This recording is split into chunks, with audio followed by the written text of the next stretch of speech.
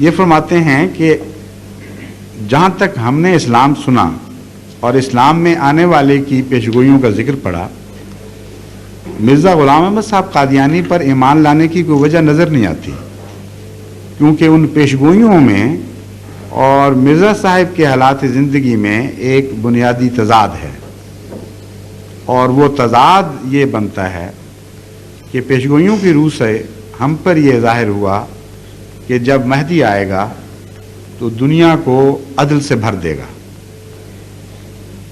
اور ہر طرف عدل کا دورہ ہوگا اور انصاف کی ہوا چلے گی۔ اور ہم نے یہ دیکھا کہ جب سے مرزا غلام احمد قادیانی آئے ہیں، ظلم اسی طرح جور اور سفاکی اور ظلم سے بھری ہوئی ہے، اور یہ بات درست نہیں نکلی کہ دنیا عدل سے بھر جائے گی۔ دوسری بات، اگر مسیح مانتے ہو تو مسیح کے متعلق صرف مسلمان ہی نہیں بلکہ عیسائی بھی مانتے ہیں، یہود بھی مانتے ہیں کہ جب مسیح آئے گا تو قیامت اس کے ساتھ ساتھ آئے گی اور گویا اس کے ساتھ جڑی ہوئی ہوگی، اور اس کے آنے کے تھوڑے عرصے کے بعد، بعض 40 سال کہتے ہیں، بعض انہوں نے نہیں کہا، میں بتا رہا ہوں، بعض 40 سال کہتے ہیں، بعض اور عرصہ بیان کرتے ہیں کہ قیامت جلدی آ جائے گی۔ اور خود احمدیوں کو مسلم ہے یہ بات کہ قریباً 100 سال ہو گئے ہیں مرزا صاحب کو آئے ہوئے اور کوئی قیامت نہیں آئی۔ تو ان دو امور کی روشنی میں ہم مرزا صاحب کو سچا سمجھنے کا یا آپ سچا سمجھنے کا کیا حق رکھتے ہیں، یہ ہے ان کا سوال۔ اس کے پس منظر میں اب میں آپ کو بہت وسیع جواب ہے لیکن میں مختصر کرنا پڑے گا، اشارتاً بعض باتیں کہوں گا، بعض تفصیل سے بیان کروں گا۔ پہلی بات، ایسا عقیدہ کہ مسیح یا مہدی کے ذریعے وہ واقعہ ہوگا، کچھ واقعہ ہو جائے گا جو اس سے پہلے کسی نبی کو خدا نے تمام کائنات میں توفیق نہیں دی، کیا یہ جائز بات ہے کہ ایسا عقیدہ رکھا جائے؟ سب سے زیادہ عدل کے قیام کرنے کے لیے حضرت اقدس محمد مصطفیٰ صلی اللہ علیہ وآلہ وسلم طاقت رکھتے تھے، اور قرآن آپ پر نازل ہوا، عدل کے معنی ہم نے آپ سے سیکھے، اور اس کے باوجود آن حضرت صلی اللہ علیہ وآلہ وسلم کو تشریف لائے ہوئے 1400 سال سے زائد ہو گئے، عدل اس طرح قائم نہ ہوا جس طرح کا یہ تصور مہدی کی طرف منسوب کرتے ہیں۔ تو مہدی پھر کیا چیز ہے جو اچانک آ کے دنیا میں عدل قائم کر دے گا؟ ہمارے نزدیک چونکہ ان معنوں میں یہ بات ممکن نہیں ہے اور سلسلہ انبیاء کی گستاخی ہے، حضرت محمد مصطفیٰ صلی اللہ علیہ وسلم کی گستاخی ہے، اس لیے اس بات کو سمجھنے میں غلطی لگی ہے۔ اور امر واقعہ یہ ہے کہ قومیں سچوں کو پہچاننے سے محروم اسی لیے رہتی ہیں کہ ان کی علامتیں سمجھنے میں غلطی کھا جاتی ہیں۔ جب علامتیں نہیں سمجھیں تو پہچانیں گے کیسے؟ ایک پگڑی والے نے آنا ہو اور آپ ننگے سر کا انتظار کر رہے ہوں تو پگڑی والا آئے گا، آپ کہیں گے تم وہ نہیں، ہمیں بتایا گیا تھا کہ ننگا سر آئے گا۔ اسی طرح ہمیشہ سے قومیں دھوکہ کھاتی رہی ہیں، علامتوں کے روحانی معنی نہیں سمجھ سکیں اور نتیجتاً ظاہر کو پکڑ کے بیٹھ گئیں اور دھوکہ کھایا۔ اور ساری انبیاء کے انبیاء کا سلسلہ یا ساری انبیاء کے سلسلے کی تاریخ اس بات کی گواہ ہے۔ سب سے زیادہ واضح علامتیں ہمارے مسلمانوں کے عقیدے کے مطابق آن حضرت صلی اللہ علیہ وآلہ وسلم کے متعلق تھی۔ قرآن کریم فرماتا ہے کہ نام تک لکھوا دیا گیا تھا پہلے صحیفوں میں، اور تم پڑھتے ہو وہ نام، اس کے باوجود انہوں نے دھوکہ کھایا، اس لیے کہ ان کا تصور اور تھا کس طرح آئے گا اور کہاں سے آئے گا۔ وہ منوپلی بنا بیٹھے تھے حضرت اسحاق کے خاندان کی، اور اسماعیل کی طرف سے آنے کا تصور ہی نہیں تھا، اس لیے وہ دھوکہ کھا گئے۔ تو پہلی بات تو یہ ہے کہ آپ پیشگوئی کے مفہوم کو تاریخی پس منظر میں سمجھنے کی کوشش کریں، مذہبی تاریخ، عام تاریخ نہیں، مذہبی تاریخ کے پس منظر میں سمجھنے کی کوشش کریں۔ اللہ کی سنت اور رسولوں کی سنت کے خلاف اگر آپ کسی بات کی توقع رکھیں گے تو آپ یقیناً ناکام رہیں گے، ایسا کوئی شخص ظاہر نہیں ہو۔ دوسرا یہ تھوڑا سا ایک منٹ غور کر کے دیکھیے کہ قرآن کریم تو فرماتا ہے من شاء فلیکفر من شاء فلیؤمن من شاء فلیکفر ومن شاء فلیؤمن، یا پہلے من یومن تو نہیں آتا؟ ہاں، من شاء فلیؤمن ومن شاء فلیکفر، جو چاہے ایمان لائے، جو چاہے انکار کرے۔ اور قرآن کریم سے ریپیٹڈلی مسلسل پتہ چلتا ہے کہ انسان کو اختیار دیا گیا ہے، اسی لیے اس کو حق ہے انکار کرے یا نہ کرے، اور اسی لیے جزا سزا ہے۔ اگر اختیار نہ ہو تو جزا سزا کا کوئی سوال نہیں۔ اب مہدی کس طرح ظالموں کو ایک دم عدل پہ مجبور کرے گا؟ دو ہی شکلیں ہیں، یا تو اچانک مہدی کو اتنی بڑی سیاسی طاقت حاصل ہو جائے گی کہ وہ تلوار کے زور سے عدل کو جاری کرے گا، یا دلوں میں عدل کو ٹھونسے گا جبکہ پہلے نبی نہیں ٹھونس سکے گا۔ اور رسول اکرم صلی اللہ علیہ وآلہ وسلم نے جب خواہش فرمائی کہ ساری دنیا مسلمان ہو جائے تو اللہ تعالیٰ نے قرآن کریم میں آپ کو مخاطب کر کے فرمایا کہ تو چاہتا ہے ٹھیک ہے، لیکن اللہ نہیں زبردستی کسی کو مسلمان بنائے گا۔ اس قرآنی آیت کے خلاف کسی حدیث کے معنی کیسے لیے جا سکتے؟ تو اللہ زبردستی ظالموں کو عدل پہ کس طرح مجبور کرے گا جبکہ قرآن فرماتا ہے کہ ہم رسول اکرم صلی اللہ علیہ وآلہ وسلم کی خواہش کے باوجود ان لوگوں کو ہدایت نہیں دیں گے جو ہدایت نہیں پانا چاہتے۔ تو پھر وہ لوگ جو اتنے سفاکی میں مبتلا ہوں اچانک کس طرح عدل پہ قائم ہو جائیں گے؟ آپ غور تو کیجئے، دنیا کی چھوٹی سے چھوٹی ریاست میں بھی آج اتنے مظالم ہو رہے ہیں، اتنا ظلم ہے، اتنی سفاکی ہے کہ یہ کہنا کہ امام مہدی کو آتے ہی وہ توبہ کر کے کہہ دیں گے ہاں ہم ٹھیک ہو گئے، یہ خدائی دخل کے بغیر ممکن نہیں ہے، اور خدا کہتا ہے میں دخل نہیں دوں گا ایسے معاملات میں، اور قرآن کہتا ہے۔ اس لیے اصول ہے کہ ہر وہ حدیث جو واضح طور پر قرآن سے ٹکراتی نظر آئے وہ یا رسول اللہ صلی اللہ علیہ وآلہ وسلم کا کلام ہی نہیں، یا اس کے معنی تم نے غلط سمجھے ہیں، دوبارہ غور کرو اور ایسے معنی بناؤ جو قرآن کے ساتھ مطابقت رکھتے ہیں۔ دوسرا پہلو اب میں زیادہ تفصیل سے کوئی نسبت بیان کرتا ہوں۔ امام مہدی جب آئیں گے اور وہ عدل سے دنیا کو بھر دیں گے، اس کے دو پہلو ہو سکتے ہیں۔ ایک زبردستی والا جو میں نے بتایا بالکل ناممکن ہے، ہرگز ایسا نہیں ہو سکتا۔ دوسرا یہ کہ خدا تعالیٰ اس زمانے میں امام مہدی کے ظہور کے بعد عدل کی ایک رو چلا دے گا، اور وہ لوگ جو پہلے انسانی عدل کے معاملات میں ظالمانہ رویے رکھتے تھے یا عدل کی کو قیمت نہیں جانتے تھے، خدا کی طرف سے ایسی ہوا چلے گی کہ قومیں عدل کی طرف متوجہ ہوں گی، اور سوالات اٹھنے شروع ہوں گے، اور ہیومن رائٹس کے مسئلے اٹھیں گے، اور انسان کے ساتھ انصاف کا معاملہ زیادہ سے زیادہ شدت اختیار کرنے لگ جائے گا، مظلوم قومیں، غلام قومیں آزاد ہونے لگ جائیں گی، کیونکہ عدل کا تصور ابھرے گا اور عالم پر چھاتا چلا جائے گا۔ یہ تدریجی واقعہ اس میں پیشگوئی میں ممکن ہے، اور بہنیں یہی ہو رہا ہے۔ جب حضرت مرزا صاحب تشریف لائے، جب آپ نے دعویٰ کیا، اس وقت کی حالت دیکھیں کہ سوائے مغربی استعماری قوموں کے باقی ساری دنیا غلام تھی، چپا چپا دنیا کا غلام تھا۔ پھر ایک عدل کی تحریک اٹھی، پہلے کالوں کی طرف سے اٹھی، پہلے زردوں کی طرف سے اٹھی، دوسرے لوگوں کی طرف سے اٹھی، پھر رفتہ رفتہ پھیلنی شروع ہوئی، پھر خود حاکم قوموں میں داخل ہوئی، یہاں تک کہ آج سفید قومیں سفید قوم فارم افریقہ کے خلاف اٹھ کھڑی ہوئی ہیں کہ تم کون ہوتے ہو عدل کے خلاف چلنے والے اور ناانصافی کرنے والے۔ تو یہ ہوا تو چلتی ہوئی دکھائی دے رہی ہے، یہ دن بدن پھیلتی چلی جا رہی ہے۔ سینکڑوں قومیں آزاد ہو چکی ہیں اس عدل کے تصور کے نتیجے میں، اور اقوام متحدہ اور دوسرے ادارے وجود میں آ رہے ہیں، ایمنسٹی انٹرنیشنل بن رہی ہے، دوسری چیزیں متحرک ہو رہی ہیں۔ اس لیے خدا کی تقدیر اس طرح تدریجاً فیصلے کیا کرتی ہے۔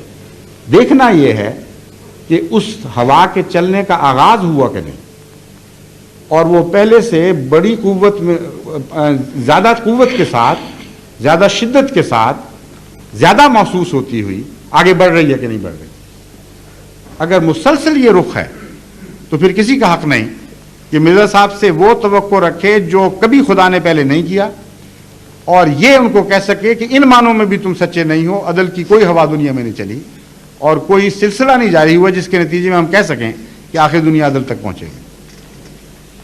دوسرا پہلو ہے عیسیٰ علیہ الصلوۃ والسلام کے متعلق یہ تصور کہ قیامت ان کے ساتھ جڑی ہوئی ہے۔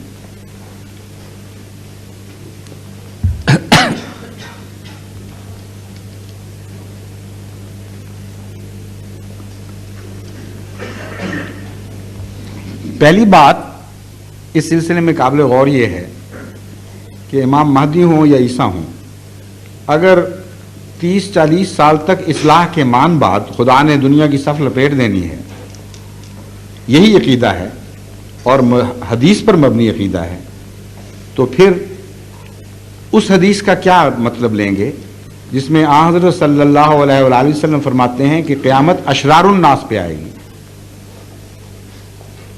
ان لوگوں کی خدا صف لپیٹے گا جو سب سے زیادہ شریر ہوں۔ اور قرآن کریم کی ان آیات کا کیا مطلب لیں گے جن میں اللہ تعالیٰ فرماتا ہے کہ نیکوں کو خدا باقی رکھتا ہے اور بدوں کو مٹاتا ہے، اور اعمال صالحہ کا نام ہی باقیات رکھ دیا، والصالحات الباقیات، یعنی نیک عمل میں زندہ رہنے کی طاقت ہے۔ فَأَمَّا مَا يَنْفَعُ النَّاسَ فَيَمْكُثُ فِي الْأَرْضِ، جو کچھ بھی خدا کے نزدیک نفع بخش ہوتا ہے وہ اس کو جاری رکھا جاتا ہے، اس کو مٹایا نہیں جاتا۔ تو اچانک خدا ان سارے ارشادات کو بھلا کر، قرآن کی تعلیم کو بھلا کر جو اس نے دی تھی، یہ فیصلہ کیسے کر لے گا کہ جب دنیا عدل سے بھر گئی، جب لمبی بدکاریوں کے بعد انسان آخر صالح بن گیا، جب امام مہدی نے اور مسیح نے مل کر عظیم روحانی انقلاب برپا کر دیا جو پہلے کسی نبی کو توفیق نہیں ملی تھی، تو اب ان کو مٹا دو۔ اور رسول اللہ صلی اللہ علیہ وسلم کا احتجاج بھی سنائی دے گا آپ کو ساتھ کہ مجھے خدا نے بتایا ہے کہ اشرار الناس پر قیامت آئے گی، اور تفصیل سے اس مضمون کو بیان فرمایا ہے آپ نے۔ عجیب بات ہے کہ علماء اس بات کو بھلا کر عوام الناس مسلمانوں کو اندھیرے میں رکھ رہے ہیں، کوئی عقل کے خلاف بات کر رہے ہیں، سنت کے خلاف بات کر رہے ہیں۔ اب غور کیجئے، آن حضرت صلی اللہ علیہ وسلم فرماتے ہیں کہ لمبا عرصے کے بعد، میرے گزرنے کے بعد 3 صدیاں تک ٹھیک رہیں گے لوگ، پھر اندھیرا پھیلنا شروع ہو جائے گا، پھر رات بھیگ جائے گی، بڑی لمبی اندھیری رات آئے گی، فیض کا زمانہ آ جائے گا، پھر اللہ تعالیٰ مسیح کو بھیجے گا اور پھر یہ واقعات ہوں گے۔ پھر فرمایا اس کے بعد اللہ جب مسیح کو فتح دے گا، دعاؤں کے نتیجے میں فتح دے گا، قتال کے نتیجے میں نہیں دے گا، بلکہ خود قتال سے روکے گا، وہی کرے گا اس کی طرف کہ دنیا میں بڑی بڑی جو عظیم قومیں طاقتور نکلی ہیں ان کے خلاف قتال کا ارادہ ہی چھوڑ دو، بلکہ تمہیں پہاڑ کی پناہ لو اور دعا کرو، دعا کے نتیجے میں اللہ تجھے فتح دے گا۔ پھر سنیے، فرماتے ہیں کہ پھر خدا تعالیٰ مسیح کو غالب کرے گا دنیا پر، اور ایک لمبے عرصے تک ٹھنڈی ہوائیں چلتی رہیں گی، امن کا دور ہوگا، پھر وہ ہوا بگڑے گی، پھر بدی پھیلنی شروع ہوگی، پھر رفتہ رفتہ وہ ٹھنڈی ہوائیں ختم اور بد ہوا دنیا پر پھر غالب آ جائے گی، یہاں تک کہ ساری دنیا عدل سے نہیں جور سے پھر بھر جائے گی، ظلم سے بھر جائے گی۔ فرمایا اس وقت خدا قیامت کو نازل فرمائے گا اور وہ اشرار الناس پر آئے گی۔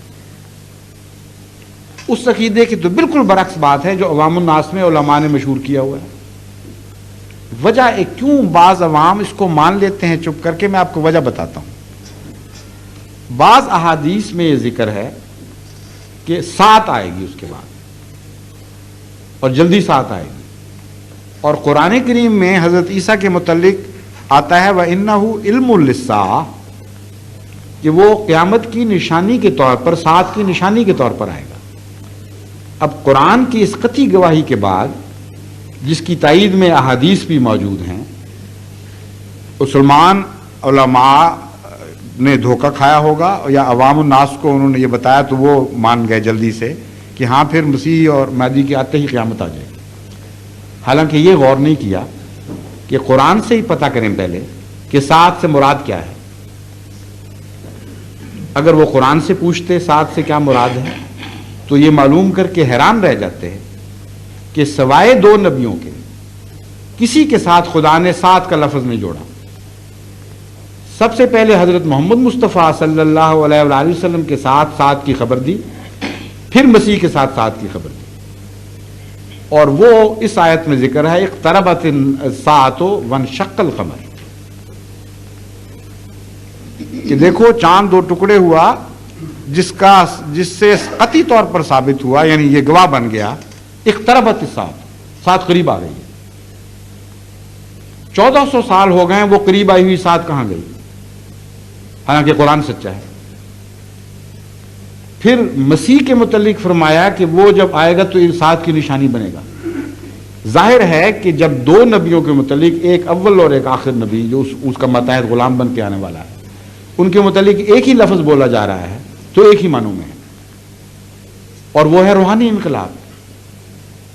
اور تمام پرانے علماء ساتھ کی تعریفوں میں، قرآن کریم کی تفاسیر میں، لغات میں لکھ چکے ہیں کہ ساتھ سے مراد صرف ظاہری طور پر تبدیلی نہیں بلکہ روحانی انقلاب برپا ہوا کرتا ہے۔ اب روحانی دنیا کا جو بادشاہ آئے گا وہ روحانی ساتھ برپا کرے گا، اور روحانی ساتھ کے نتیجے میں صدیوں کے مردے زندہ ہو جاتے ہیں۔ چنانچہ قیامت کا جو ہمارا تصور ہے ساتھ کا آخر پر، وہ یہی ہے، ایک طرف وہ موت کا اعلان کرتی ہے، دوسری طرف زندگی کا اعلان کرتی ہے۔ صرف موت کا اعلان نہیں کرتی، اعلان کرتی ہے آؤ اب تم زندہ بھی ہو جاؤ، سور پھونکا جاتا ہے۔ انبیاء جب آتے ہیں، خصوصاً عظیم الشان انبیاء، تو ان کے ساتھ یہ دونوں تقدیریں وابستہ ہوتی ہیں۔ سب سے عظیم الشان ساتھ جو آئی ہمارے عقیدے کے مطابق وہ حضرت اقدس محمد مصطفیٰ صلی اللہ علیہ وآلہ وسلم کی بعثت کے ساتھ آئی۔ چنانچہ قرآن کریم نے گواہی دی اقتربت الساعۃ وانشق القمر، ساتھ قریب آ گئی، یعنی وہ انقلاب کا وقت آ گیا کہ باقی قومیں مر گئیں اور رسول اللہ صلی اللہ علیہ وسلم زندہ کرنے کے لیے آ گئے۔ اس کا ثبوت قرآن میں مزید موجود ہے۔ فرمایا ایسے وقت میں آیا کہ بر و بحر فساد سے بھر گئے تھے۔ کیا ہے وہ آیت؟ ظہر الفساد فی البر والبحر، ظاہر کا مطلب ہے غالب آ گیا، کمپلیٹلی مغلوب کر دیا پوری طرح۔ تو فساد ایسے وقت میں محمد رسول اللہ صلی اللہ علیہ وسلم آئے جب کہ خشکی اور تری، یعنی مذہبی دنیا اور غیر مذہبی دنیا، یہ ہے قرآن کریم کی اصطلاح کا مطلب، فساد سے بھر گئی تھی اور مغلوب ہو گئی تھی۔ اور کیا اعلان کیا؟ یدعوکم لما یحییکم، تمہیں بلاتا ہے تاکہ تمہیں پھر زندہ کرے۔ یہ قیامت تھی جو آ گئی، اور جو آج کے علماء دیکھ رہے ہیں ظاہری نظر سے، ان کو نظر ہی نہیں آئی۔ جس قیامت کے وہ منتظر ہیں وہ تو آئی نہیں، وہ تو دنیا میں رونمائی نہیں ہوئی، دنیا مر کے مٹی نہیں گئی۔ رسول اللہ صلی اللہ علیہ وسلم کہتے ہیں اقترب، خدا فرماتا ہے اقتربت، اور وہ کہتے ہیں 1400 سال ہو گئے ابھی تک نہیں آئی۔ وہ کہتے ہیں نہیں، مسیح کے متعلق فرمایا ہم اس طرح دو انگلیوں کی طرح اس کے ساتھ قیامت لگی ہوگی۔ ہم کہتے ہیں وہ حدیث کیوں بھول جاتے ہو جس میں رسول اللہ صلی اللہ علیہ وسلم فرماتے ہیں انا والساعۃ کہاتین، میں اور ساتھ دونوں اس طرح جڑے ہوئے ہیں جس طرح یہ دو انگلیاں جڑی ہیں۔ اب کسی مزید تشریح کی گنجائش باقی رہتی ہے؟ تقویٰ چاہیے، صرف نفس کی سعادت چاہیے۔ ہر شریف النفس مسلمان فوراً مانے گا کہ محمد رسول اللہ صلی اللہ علیہ وسلم جو اپنے متعلق کہتے ہیں کہ میں اور قیامت اس طرح جڑے ہوئے ہیں، تو جب وہ مسیح کے متعلق کہتے ہیں اس کا کوئی دوسرا معنی لانے کا ہمیں حق نہیں۔ اور یہ قیامت یقیناً آ چکی ہے کیونکہ رسول اللہ صلی اللہ علیہ وسلم کے ساتھ جڑی ہوئی تھی اور وہ روحانی انقلاب تھا۔ حضرت مسیح موعود علیہ الصلوۃ والسلام بانی سلسلہ احمدیہ اس قیامت کا ذکر کر کے فرماتے ہیں یہ جو تم نے عجیب ماجرا دیکھا، عرب کے بیابانوں میں ایک عجیب ماجرا دیکھا کہ صدیوں کے مردے زندہ ہو گئے اور پشتوں کے بگڑے الہی رنگ پکڑ گئے۔ یہ کیا تھا؟ یہ ایک فانی فی اللہ کی دعائیں ہی تو تھیں جنہوں نے یہ انقلاب برپا کیا۔ تو مسیح اس کے سوا کوئی اور قیامت برپا نہیں کر سکتا، نہ کوئی اور انسان دنیا میں کر سکتا ہے، اور اسی قیامت کی ویلیو ہے، اسی کی قیمت ہے۔ ورنہ ظاہری طور پر مٹانا ہو تو ویسے ہی عقل کے خلاف بات ہے کہ نیک بنا کے خدا مار دے، اور جبکہ خود فرماتا ہے کہ میں تو وارننگ دیتا ہوں لوگوں کو عذاب سے پہلے کہ نیک بن جاؤ، اس لیے بھیجتا ہوں نبی کہ ڈرائیں، اگر نہیں بنو گے تو ہلاک ہوگے۔ یہ نہیں فرماتا کہ نیک بنو گے تو میں ہلاک کروں گا۔ حضرت نوح نے کیا کیا؟ پہلے نبیوں نے کیا. قرآن نے تو اتنا کھولا ہے مضمون کہ اس کے بعد ایک لمحہ کے لیے بھی کسی مسلمان کو یہ وہم بھی نہیں ہونا چاہیے کہ وہاں ساتھ سے کوئی ظاہری قیامت مراد ہے.